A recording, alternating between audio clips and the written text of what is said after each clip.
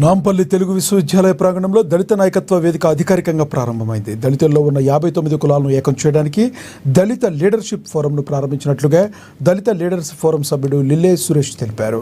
రాష్ట్రంలోని దళితులు ఐక్యంగా ఉండాలని ఇలాంటి కార్యక్రమాలు చేపడుతున్నట్లుగా లిల్లే సురేష్ అన్నారు. అంబేద్కర్ రచించిన రాజ్యాంగాన్ని ప్రతి గ్రామానికి తీసుకెళ్లి వారి ఆశయాలను నెరవేర్చాలని పిలుపునిచ్చారు. దళితులు రాజకీయాల్లో రంగప్రవేశం చేసి తమ సత్తాను చాటాలని వారు పిలుపునిచ్చారు. 50 ఊళ్ళు ఉంటాయి. ఇంచుమించుగా 250 ఊళ్ళు మనం ఓట్లను ఆర్గనైజ్ చేయాలో కన్వర్ట్ చేసుకోవాలో తెలవాలి. మన అన్నయ్య వనరులు సీనన్న అదే జనాభా ఎక్కువ ఉంటే గెలవం రామన్న వనరులు జనాభా కాదు, నాకు ఓట్లు కన్వర్ట్ చేసుకోవాలి.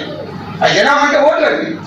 ఇది ప్రధానంగా ఇప్పుడున్నటువంటి దళిత జీవితంలో ఉన్నటువంటి ఏదైతే కొన్ని ఈ మధ్య వచ్చినటువంటి అపోహలు, అనుమానాలు, తర్వాత ఇంకా సంబంధించిన అనేక సమస్యలు, ఐడియాలజికల్ ఇష్యూస్, పొలిటికల్ ఇష్యూస్ ఏవైతే ఉన్నాయో వీటిని కొంచెం అధిగమించి వీటిని అడ్రస్ చేస్తూ ఈ యొక్క దళిత కులాలను 59 కులాలని ఇక్కడ తెలంగాణలో వాళ్ళని ఐక్యం చేయాలనేటటువంటి ఒకటి, ఐక్యం చేయటం మాత్రమే కాకుండా కూడా వీళ్ళకి ఒక సామాజిక చైతన్యాన్ని కూడా ఒక సరైనటువంటి అంబేద్కర్ భావజాలంతో ఇవ్వాలని, అంబేద్కర్ని ఒక పక్క తర్వాత మరొక పక్క రాజ్యాంగాన్ని, ఈ రెంటినీ కూడా ఒక 2 చేతులుగా 2 కళ్ళగా తద్వారా దళితులు కూడా ఈ యొక్క రాజకీయ ప్రయాణంలో ఒక విశిష్టమైన